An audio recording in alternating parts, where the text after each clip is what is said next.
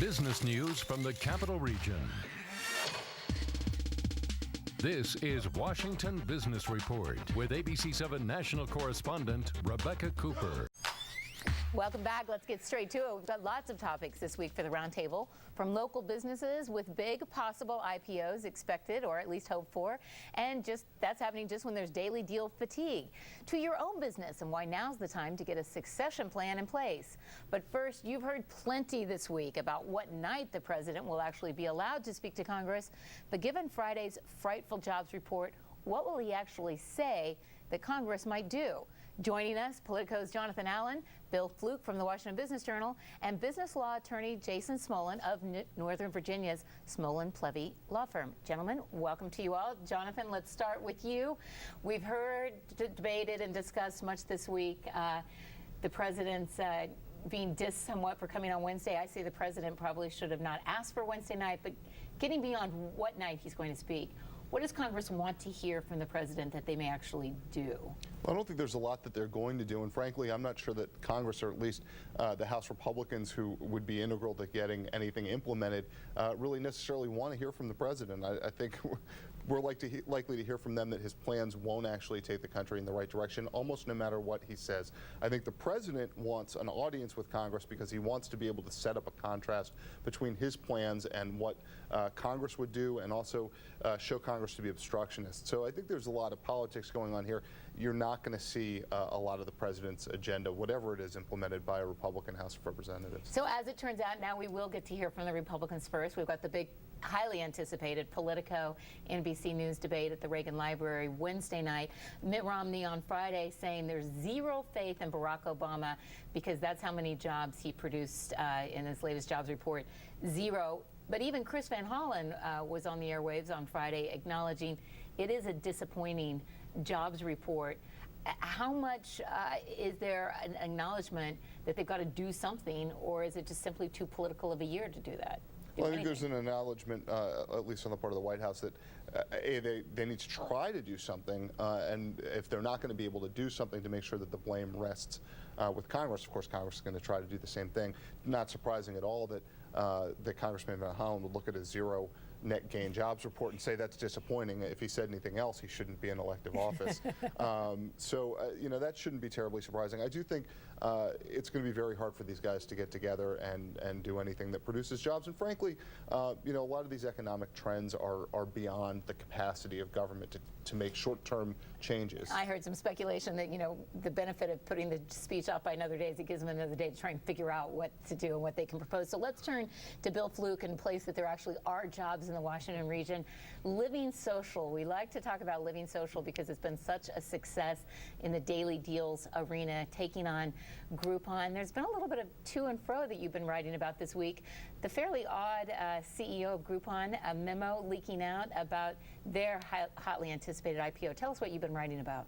This is Groupon, obviously the #1 daily deal player. They're based in Chicago, and their CEO is a bit of a bomb thrower, and he inked this memo, which was sort of suspiciously leaked to the press, which actually might violate the SEC quiet period, which is another hiccup for Groupon along the way, but took some shots at their critics in the press, a lot of their competition, not the least of which Living Social, which they sort of blasted as much smaller and much less significant than Groupon. Totally trying to dismiss Living Social and let you write. It's difficult to dismiss Living Social. They're surviving when Yelp and Facebook and some others that have tried to get into this market are not succeeding. But you also say they're succeeding, and yet there is definitely daily deal fatigue. I love my Living Social coupons. I love Groupon, but I can't keep up with all the different offers that are being made. I mean, at this point, Groupon explosively grew. Living Social came up right in their wake, and now there's hundreds and hundreds of daily deal startups. And we saw this month that Facebook has completely gotten out of the game. Yelp has significantly pulled back. So I think what this says is we're reaching a second chapter in the industry when some guys are going to get winnowed out, when there's fatigue on the part of merchants and consumers, that they're really just inundated with these deals, and they're not going to be able to support the number of players in this industry right now. What does that mean for Living Social's growth? They've been such a jobs machine in our area. Right. They're at 3,500 people right now, about 600 people in the Washington area, and I think they're still going to be growing. Groupon is still going to be growing. But the question is whether that growth starts decelerating over the next couple months, whether their revenue growth is eventually going to be flat and going to reach its peak. And that's a big problem because these guys need to keep expanding for this model to work. So Jason Smolen, let's turn to you, because not only does Groupon CEO get attention for his memos, but you can even watch him doing his yoga poses on YouTube. And Right. CEOs always get attention in terms of the lifeblood of a company, and for good reason. You say that not enough companies, however, have strong succession plans already in place. What's your advice to them? Well, that's correct. I mean, a lot of companies, it's a very long process, and waiting for the last minute is the worst thing you could do. The situation with Steve Jobs leaving Apple, it would seem like it was last minute, but I would suggest he's actually done a very good job in the sense that he brought on Tim Cook over 10 years ago, gave him a chance to grow within the company under his auspices, and surrounded himself with a very, very good team. And that advice is scalable to almost any kind of business. Now, is your advice to let the public and your shareholders know who the successor is? You look at Rupert Murdoch and how he had to back away from his son in the succession plan to please the shareholders. You look at Conan O'Brien and Jay Leno. Right. It doesn't always work, it seems, to name too far in advance to the public who the successor will be. Well, I think that's correct, because sometimes watching the sausage made is not good. And when you have a situation where, for example, Warren Buffett, pretty quiet about what's going to happen there. He's 80 years old. You know, I'm reminded of a statement, you know, cemeteries are filled with indispensable people. And, you know, we all go and we all have to be replaced, and we all can be replaced.